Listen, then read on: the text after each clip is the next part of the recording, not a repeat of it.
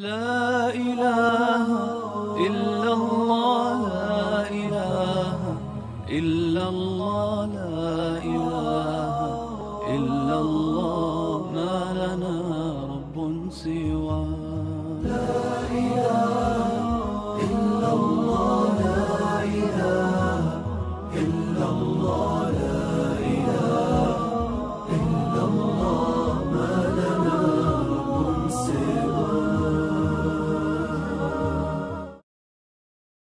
السلام علیکم ورحمۃ اللہ وبرکاتہ.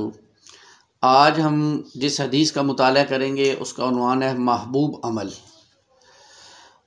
اللہم صلی علی محمد وعلی آل محمد کما صلیت علی ابراہیم وعلی آل ابراہیم انک حمید مجید. اللہم بارک علی محمد وعلی آل محمد کما بارکت علی ابراہیم وعلی آل ابراہیم انک حمید مجید. عن ابن عمر ان رجلا جاء الى النبی صلی اللہ علیہ وسلم فقال یا رسول اللہ صلی اللہ علیہ وسلم ایہا الناس احب الی اللہ. فقال رسول اللہ صلی اللہ علیہ وسلم احب الناس الی اللہ تعالی انفعهم للناس واحب الاعمال الی اللہ عز وجل سرور یدخلہ علی مسلم او کما قال علیہ الصلوۃ والسلام رب اشرح لی صدری ویسر لی امری واحلل عقدۃ من لسانی یفقہوا قولی واجعل لی وزیرا من اہلی آمین یا رب العالمین. یہ جو حدیث ہے اس کے راوی ہیں سیدنا عبداللہ ابن عمر رضی اللہ تعالیٰ عنہ. وہ بیان کرتے ہیں کہ ایک آدمی نبی پاک صلی اللہ علیہ وسلم کی خدمت میں حاضر ہوا اور اس نے کہا فقال یا رسول اللہ صلی اللہ علیہ وسلم ای الناس احب الی اللہ. عرض کی اللہ کے رسول صلی اللہ علیہ وسلم مجھے بتائیے کہ کون سا انسان سب سے زیادہ محبوب ہے اللہ کو, کون سا انسان سب سے زیادہ اللہ کو محبوب ہے. وَأَيُّ الْأَعْمَالِ أَحَبُّ إِلَى اللَّهِ, اور کون سا عمل اللہ تعالیٰ کو سب سے زیادہ پسند ہے. اب دیکھیں کہ صحابہ کرام کیسے سوال کرتے تھے. یعنی ہم لوگ ہوتے تو ہم تو پوچھتے یا رسول اللہ میرے گھر میں گاڑی نہیں ہے, کوئی وظیفہ بتا دیجئے تاکہ گاڑی ہو جائے, یا جو ہے وہ مجھے کاروبار نہیں چل رہا کوئی وظیفہ بتا دیجیے. اس طرح کے سوال ہمارے آج کل معاشرے میں ہم علماء سے یہی سوال پوچھتے ہیں نا, گاڑی نہیں ہے وظیفہ بتا دیں, شادی نہیں ہو رہی بچے کے وظیفہ بتا دیں. لیکن صحابہ آخرت کے حوالے سے سوال پوچھتے تھے. کتنے پیارے سوال پوچھے, بتائیے کہ مجھے کون سا انسان سب سے زیادہ اللہ کو محبوب ہے اور کون سا عمل اللہ کو سب سے زیادہ معمول ہے. تو دیکھیں رسول اللہ صلی اللہ علیہ وسلم نے کیا جواب دیا. فقال رسول اللہ صلی اللہ علیہ وسلم احب الناس الی اللہ تعالی, اللہ تعالیٰ کا محبوب ترین انسان وہ ہے انفعهم للناس, جو لوگوں کو سب سے زیادہ فائدہ پہنچائے. یہ ہے بات جس کو سمجھنے کی ضرورت ہے کہ آج ہمارے ہاں نیکی کا ایک جو تصور ہے وہ یہی ہے کہ بس نماز پڑھو اور جناب اللہ اللہ کرو, ذکر کرو اور جناب آگے بڑھ کر زکوٰۃ دو, صدقات دو, بس اسی پہ لگے رہو. لیکن یہ ہے کہ لوگوں کے ساتھ بھلائی کرنا, لوگوں کو اچھی باتیں بتانا, لوگوں کی پریشانیوں کو دور کرنا, لوگوں کی مصیبتوں میں ان کے کام آنا, اس کو کوئی نیکی نہیں سمجھتا. تو اللہ کے رسول فرما رہے ہیں کہ اللہ کا محبوب ترین بندہ وہ ہے جو لوگوں کو نفع پہنچائے, جو لوگوں کو فائدہ پہنچائے. اور یہ مالی اعتبار سے بھی ہو سکتا ہے, یہ علمی اعتبار سے بھی ہو سکتا ہے, اور یہ اس سے آگے بڑھ کر روحانی اعتبار سے بھی ہو سکتا ہے. بلکہ یہاں تک رسول اللہ صلی اللہ علیہ وسلم نے فرمایا کہ اگر کوئی گلی میں سڑک پر کوئی پتھر پڑا ہوا ہے جس سے کسی انسان کو ٹھوکر لگ سکتی ہے, تو کوئی انسان اس کو سائیڈ پہ کر دے تو یہ بھی لوگوں کو فائدہ پہنچانا ہے. کسی نے کوئی سبیل لگا دی, کوئی پانی کا جو ہے وہ جو پانی کا کولر کہیں لگوا دیا, کوئی کنواں کھدوا دیا, کوئی سڑک بنوا دی, یہ لوگوں کے نفع کے کام ہے. تو سب سے زیادہ محبوب اللہ کو یہی بندہ ہے کہ جو لوگوں کے کام آئے. پھر فرمایا وَأَحَبُّ الْأَعْمَالِ إِلَى اللَّهِ عَزْ وَجَلَّ, اور اللہ کو سب سے زیادہ پسندیدہ عمل یہ ہے سرور یدخلہ علی مسلم, کہ وہ عمل جو کسی مسلمان کو خوشی عطا کر دے. کوئی ایسا کام کرے جس سے کسی مسلمان کو خوشی ہو جائے, کسی مسلمان کا دل خوشی سے بھر جائے, ایسا عمل کرنا, اس سے انسان کو بھی سرور ملتا ہے اور اس انسان کو جس کے ساتھ عمل کیا اس کو بھی سرور ملتا ہے. اب یہ دیکھیں یہ بھی بہت بڑی بات ہے. ان اعمال کی ہمارے ہاں کہاں جو ہے وہ ملتی ہے مثالیں. یعنی یہ تو ہم کتابوں میں پڑھتے ہیں اور سنتے ہیں کہ اس طرح کے معاملات ہوئے اور صحابہ نے یہ کیا اور وہ کیا, لیکن آج معاشرے میں اگر ہم نظر دورائیں تو ہمیں کہاں اس طرح کے معاملات ملتے ہیں. تو آج ہمیں ضرورت نہیں ہے کہ ہم یہ اعمال اپنائیں. تو اس کے بارے میں تو قرآن مجید کہتا ہے تلک امۃ قد خلت، یہ تو ایک گروہ تھا صحابہ کرام کا، نیک لوگوں کا، سلف صالحین کا، جو گزر گیا. لہا ما کسبت ولکم ما کسبتم، تو ان کے لیے وہ ہے جو انہوں نے کمایا، تمہارے لیے وہ جو تم نے کمایا. ہم سے، مجھ سے، آپ سے تو یہ پوچھا جائے گا واٹ ہیو یو ڈن، تم نے کیا کیا. تمہارے پاس بھی یہ مواقع تھے کہ تم لوگوں کی خدمت کر سکتے تھے، لوگوں کے کام آ سکتے تھے، لوگوں کو بھلائی کر سکتے تھے، لوگوں کو خوش کر سکتے تھے، تم نے کیوں نہیں کیا. بس پچھلوں کے قصے سنا کر تو معاملات نہیں چلے گا، اس سے آگے بڑھ کر ہمیں آگے بڑھ کر لوگوں کی خدمت کرنی ہوگی. پھر فرمایا اللہ کے رسول صلی اللہ علیہ وسلم نے او یکشف عنہ کربتن، یا کسی مسلمان کی کوئی مصیبت دور کر دے، او یقضی عنہ دینن، یا کسی مسلمان کو قرضہ ادا کر دے، کسی پہ قرضہ ہو گیا. جیسے آج کل ہمارے معاشرے میں سودی قرضوں کا رواج ہے، آپ دیکھیں کتنی فاؤنڈیشنز ہیں جو سودی قرضے دے رہی ہیں اور لوگ دھڑا دھڑ لے رہے ہیں، انہیں معلوم ہی نہیں ہے کہ یہ سود پہ قرضہ مل رہا ہے اور اس میں ملوث ہو رہے ہیں. اور اب کوئی بھلا اللہ کا بندہ کھڑا ہو کر پہلے تو یہ بتائے کہ بھائی یہ سود ہے، اس سے بعد آ جاؤ، یہ اللہ اور اس کے رسول کے خلاف اعلان جنگ ہے، اور پھر ان کا قرضہ اتار دے اگر اس کے پاس ہمت توفیق ہے، تو یہ بھی محبوب عمل ہے اللہ کی نگاہ میں. پھر فرمایا او تطرد عنہ مجع، یا کسی مسلمان کو مزاح کرنے والے کو جھڑک دے، یعنی کسی مسلمان بھائی کا کوئی دوسرے لوگ مذاق اڑا رہے ہیں تو اسے بتایا جائے معاذ کر آ جاؤ، یہ بھی بھائی ہے تمہارا، اس کا کیوں مذاق اڑا رہے ہو. اور اس کے ساتھ ساتھ پھر فرمایا وَلِأَنَّ أُمَّتِي مَعَ أَخٍ فِي حَاجَةٍ أَحَبَّ إِلَيَّ مِنِ اعْتَكَفَ فِي هَذَا الْمَسْجِدِ، یعنی مسجد النبوی صلی اللہ علیہ وسلم شہرا. اور اگر وہ کسی بھائی کے ساتھ، دیکھیں ذرا کتنی پیاری بات، اگر کسی مسلمان بھائی کے ساتھ چلے اس کی ضرورت کو پورا کرنے کے لیے، اس کی مدد کے لیے، اس کی تکلیف دور کرنے کے لیے، تو مجھے یہ زیادہ محبوب ہے اس سے کہ وہ میری مسجد نبوی میں 1 مہینے کا اعتکاف کرے.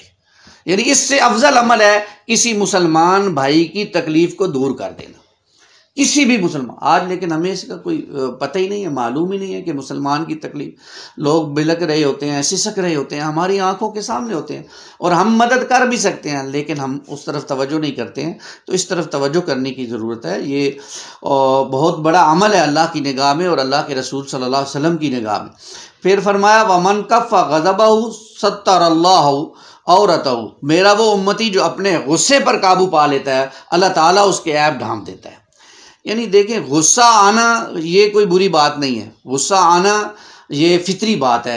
کوئی غلط کام ہوگا تو انسان کو اس پہ غصہ آئے گا، لیکن اگر غصہ آیا اور اس کو قابو کر لیا، یہ ایمان والوں کا جو ہے وہ شان ہے کہ وہ اپنے غصے کو قابو کر لیتے ہیں. تو میرا جو امتی اپنے غصے کو قابو کر لیتا ہے، اللہ تعالیٰ اس کے عیب کو چھپا دیتے ہیں. وَمَنْ كَظَمَ غَيْظَهُ وَلَوْ شَاءَ أَنْ يُمِيتَهُ امزاہ ملا اللہ قلبہ رجان یوم القیامہ، اور جو اپنا غصہ پی لیتا ہے اس حالت میں کہ وہ اسے پورا کر سکتا ہے، تو اللہ تعالیٰ اس کے دل کو بھر دیں گے قیامت کے دن اس کی امیدوں سے، جو اس کی امیدیں ہوں گی قیامت کے دن. اور آپ کو معلوم ہے قیامت کا دن اتنا سخت دن ہوگا کہ جس دن میں انسان خواہش کرے گا کہ کاش میں یہ کر لیتا وہ کر لیتا، اور اللہ تعالیٰ ایسے شخص کے جو ہے وہ ان امیدوں کو پورا کر دیں گے جو اپنے غصے کو قابو کرے گا اس وقت جب کہ وہ اسے پورا کر سکتا ہے. وَمَن مَشَى مَعَ أَخِيهِ فِي حَاجَتِهِ، اور جو کوئی ساتھ چلے اپنے بھائی کے کہ اس کی ضرورت کو پورا کرنے کے لیے، حَتَّى تَتَحَيَّ لَهُ أَثْبَتَ اللَّهُ قَدَمَهُ يَوْمَ تَزُولُ الْأَقْدَامُ، جہاں تک کہ اس کی حاجت مسلمان بھائی کی پوری ہو جائے تو کیا ہوگا، اللہ تعالیٰ اس کے قدم جما دیں گے اس دن جس دن قدم لڑکھڑا رہے ہوں گے قیامت کے دن. یعنی قیامت کا دن اتنا سخت ہوگا، لیکن مسلمان بھائی کی خدمت کرنے والا انسان، اس کی مدد کرنے والا انسان، اس کے قدم اللہ تعالیٰ قیامت والے دن جما دیں گے. وَإِنَّ سُوءَ الْخُلْقِ يُفْسِدُ الْعَمَلَ كَمَا يُفْسِدُ الْخِلُّ الْأَصَلَ، اور بے شک بے خلقی یعنی برا اخلاق تو کسی عمل کو ایسے خراب کر دیتا ہے جیسے سرکہ شہد کو خراب کر دیتا ہے. اب یہ دیکھیں بہت اہم باتیں اللہ کے رسول صلی اللہ علیہ وسلم نے بتائی ہیں.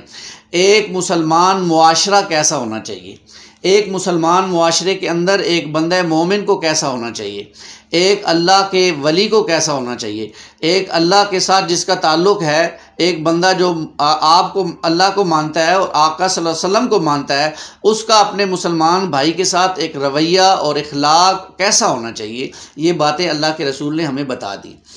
لیکن جیسے ہمارا معاملہ مروجہ جو خانقاہی نظام ہے، اس کی وجہ سے ہمارا معاملہ یہ ہو گیا کہ ہم بہت پیچھے چلے گئے۔ پیچھے چلے گئے کیسے؟ ہمارا معاملہ الٹ ہو گیا۔ ہمارا معاملہ یہ ہے کہ ہم جو ہے وہ چھوٹی چھوٹی باتوں پر تو بہت غور کرتے ہیں اور بڑی پابندی ہوتی ہے، لیکن بڑے بڑے گناہوں کی طرف ہمیں رغبت ہوتی ہے، ہم اس طرف جا رہے ہوتے ہیں۔ مثال کے طور پر ہمارا معاملہ یہ ہے کہ کھانا سنت کے مطابق ہے، لیکن اس کی فکر نہیں ہے کہ کما حرام کے طریقے سے رہا ہے۔ یعنی ہمیں فکر تو یہ ہونی چاہیے کہ کماؤں حلال کے طریقے سے اور کھاؤں بھی سنت کے طریقے سے، تو بھابے بہت اچھی بات ہے، لیکن کھانا سنت سے اور کمانا حرام سے یہ تو مناسب نہیں بات۔ اس لیے وہ بڑی اہم بات ہے کہ مچھر چھانتے ہیں سموچے اونٹ نکل جاتے ہیں۔ چھوٹی چھوٹی باتوں پہ دوربین لگا کے بیٹھے ہیں اور بڑے بڑے گناہوں کی کوئی فکر ہی نہیں ہے۔ مسلمان بھائی کو تکلیف دینا، مسلمان بھائی کی تکلیف میں کام نہ آنا، یہ بھی بہت بڑا گناہ ہے۔ اور اس کے برعکس اگر کوئی شخص صرف اور صرف اپنی ذاتی عبادات میں لگا ہوا ہے، نیکیوں کمانے میں لگا ہوا ہے، گو کہ وہ بہت اچھی بات ہے، وہ ہونا چاہیے، لیکن اس کے ساتھ ساتھ یہ بھی ہونا چاہیے۔ لیکن اگر صرف وہی ہو رہا ہے تو پھر دیکھیں کہ بقول شاعر بڑے اچھے الفاظ اس نے کہے ہیں، ترجمانی کی ہے اس حدیث کے اندر جو الفاظ آئے ہیں، پنجابی کے اشعار ہیں، اس کے میں اردو ترجمہ بھی کر دوں گا تاکہ سمجھ آ جائے۔ کدے کوئی روٹھا منایا تے 10 کھاں، یعنی کبھی کوئی روٹھا ہوا انسان آپ نے منایا ہے تو بتائیے۔ کدے کوئی ڈگا اٹھایا تے 10 کھاں، کبھی کوئی گرا ہوا انسان اس کو اٹھایا ہے تو بتاؤ۔ کدے کوئی رڑدا بچایا تے 10 کھاں، یعنی کوئی انسان دریا میں بہہ رہا تھا، آپ نے اس کو بچا لیا، اس کی زندگی بچا لی تو بتاؤ۔ کدے کوئی روندہ ہنسایا تے 10 کھاں، کوئی رو رہا تھا، اس کے چہرے پر خوشی لائی، اس کے چہرے کو بدلا، اس کی چہرے کے اندر ہنسی پیدا کر دی تو بتاؤ۔ جے ہتھی پھٹ نہیں تو کسی دا سیتا، تے نیری مالائی پھیری تے ککھ بھی نہیں کیتا، یعنی اپنے ہاتھ سے لوگوں کے زخموں پر مرہم نہیں رکھا، تو صرف اللہ اللہ اللہ کی ضربے لگاتے رہے ہو تو کچھ بھی نہیں کیا۔ یہ بڑی اہم باتیں ہیں جس کو سمجھنے کی ضرورت ہے۔ یہ بھی ضروری ہے کہ انسان ذکر کرے، اللہ کو یاد کرے اور ذکر میں آگے بڑھے، لیکن یہ بھی ضروری ہے کہ مسلمان بھائی کو تکلیف نہ دے۔ سورہ حجرات میں آتا ہے انما المؤمنون اخوہ، بے شک مسلمان تو بھائی بھائی ہیں۔ یہ تو ایک جسم کی مانند ہے، جسم کے ایک حصے میں درد ہوتا ہے تو پورے جسم کو تکلیف ہوتی ہے، لیکن آج بھائی چارہ کہاں ہے؟ آج تو نفرتیں ہیں، آج تو ایک دوسرے کے ساتھ بغض ہے، ایک دوسرے کے ساتھ کینہ ہے، ایک دوسرے کی عزتوں کو تار تار کیا جا رہا ہے۔ یہ نہیں ہو رہا کہ ہم کسی کے ساتھ، کسی مسلمان بھائی کے ساتھ تعاون کریں، اس کی خدمت کریں، اس کو مسائل سے نکالیں، مصیبتوں سے نکالیں۔ اور اللہ کے رسول فرما رہے ہیں اللہ کا محبوب بندہ وہ ہے جو لوگوں کو نفع پہنچائے۔ اللہ کی نگاہ میں محبوب عمل وہ ہے جس سے کسی مسلمان کو خوشی ملے، جس سے کسی مسلمان کی مصیبت دور ہو جائے، جس سے کسی مسلمان کا قرض ادا ہو جائے، جو کسی مسلمان کو مذاق سے بچا لے اور اپنے غصے پر قابو پا لے۔ یہ اللہ کے محبوب اعمال ہیں۔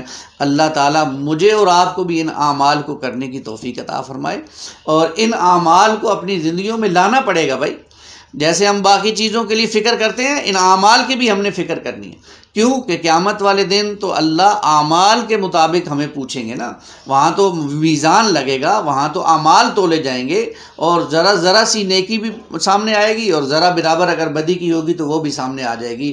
تو سوچنا چاہیے آج ہمارے اعمال کیسے ہیں۔ اللہ ہمیں ان اعمال کی طرف توجہ کرنے کی توفیق عطا فرمائے، آمین یا رب العالمین۔ اقول قولی ھذا استغفر اللہ لی ولکم ولسائر المسلمین والمسلمات۔